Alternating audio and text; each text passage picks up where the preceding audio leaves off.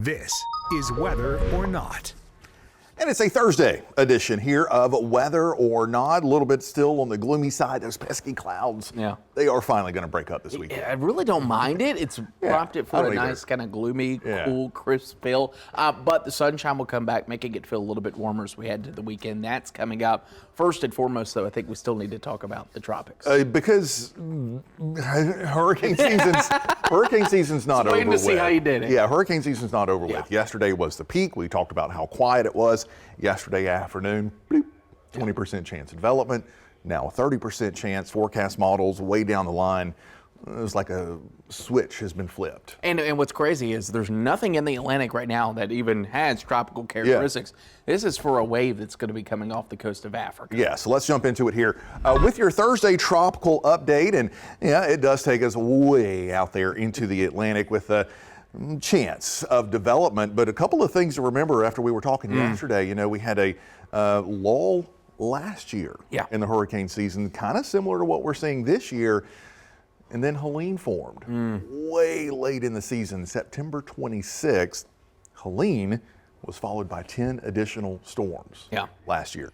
So just because it's quiet now doesn't mean it stays quiet. And I think everyone obviously remembers Helene, especially here in the Carolinas, but it's the 10 after that could maybe catch you by surprise because we were still very busy all the way through October. So something we're going to be watching. Of course, keep in mind too, we mentioned this as well, everything's still kind of ripe out there for hurricane development. It is. Even the tropics, we're talking record warm ocean temperatures in the Gulf, also just off our coast. Yeah. There's going to be a lot that we need to watch over these next 81 days. Yeah, the Gulf especially, well above normal water temperatures. But the interesting thing about the Gulf is it's not just that the temperatures are warm. The water temperatures, that warm water is very deep. It's a lot of warmth. That's called the ocean heat content.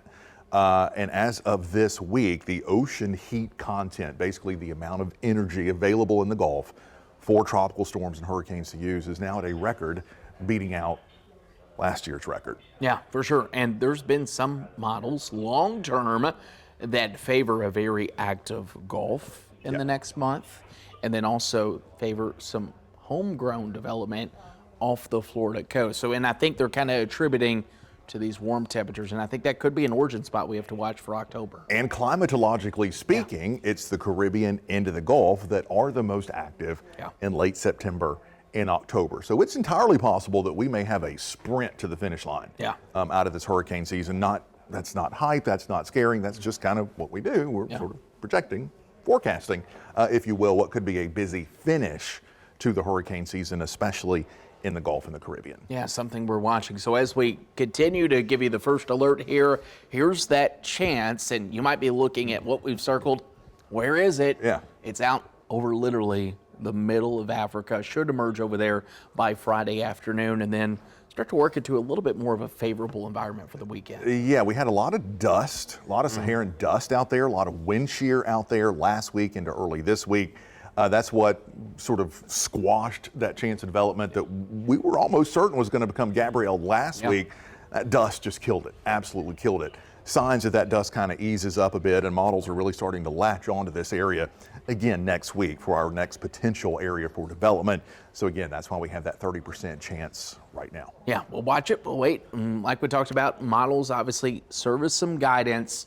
Stick with us. But let's kind of talk about today in weather history, because one of your favorites. If you can call it a favorite, yes. I love studying old storms, and Hurricane Donna on this day in 1960 was passing just offshore of the Grand Strand on its way to making landfall up around Jacksonville and Topsail Beach.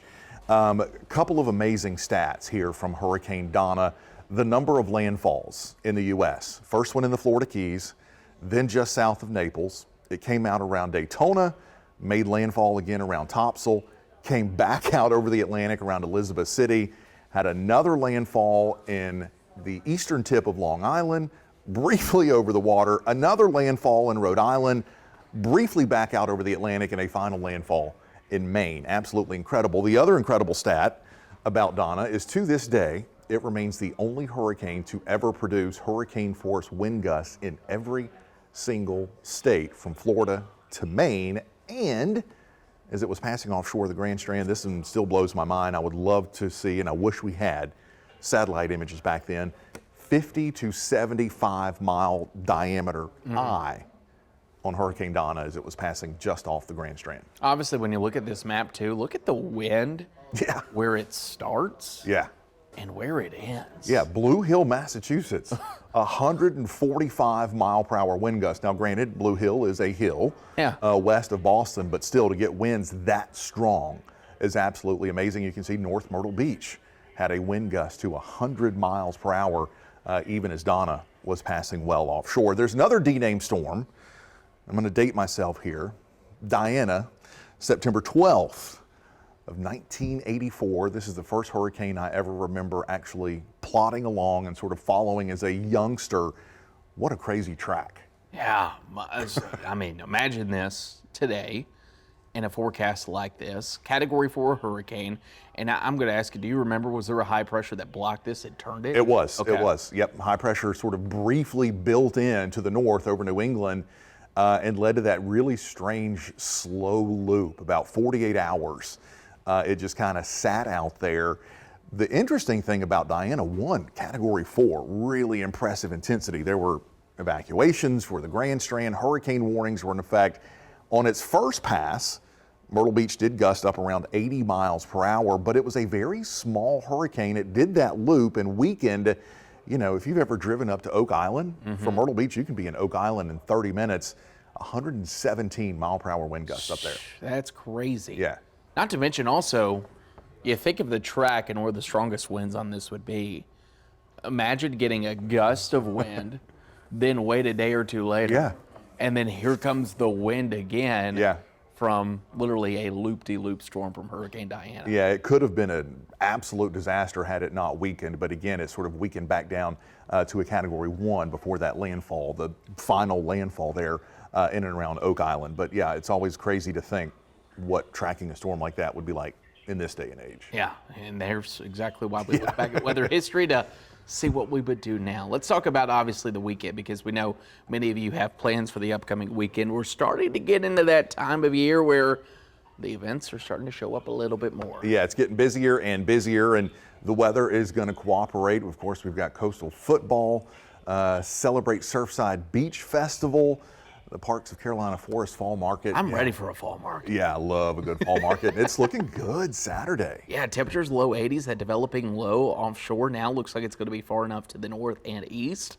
We're going to be pulling in more drier air behind it, and a lot of sunshine. We'll continue this into your Sunday, and notice as we go into your Sunday forecast, same idea. Could even be lower humidity with a warmer temperature thanks to that drier air. Yeah. Of course, we're going to be out at the Fall Home Show there, the Home Improvement Outdoor Living Show. That starts Friday through Sunday at the Myrtle Beach Convention Center. But how about SOS getting up and going? You know they like to throw a party up They do. I'm thinking I'll be spending Sunday afternoon up in North Myrtle. Okay. You can catch me at Fat Harold's. Not shagging. But I'll be up there watching. And if you're interested, I do believe this could be another great beach weekend for you. You know, the water's getting a little bit cooler, mid-70s out there, but still doable as we go into that forecast. Obviously, we'll be out at the Home Show Saturday morning, 10 to noon. Come say hello to us. Yeah. And it's gonna be good. Get ready for the weekend. Yeah, it is going to be good. So enjoy the weekend. That's going to wrap it up here for this Thursday edition of Weather or Not. Thanks for popping in.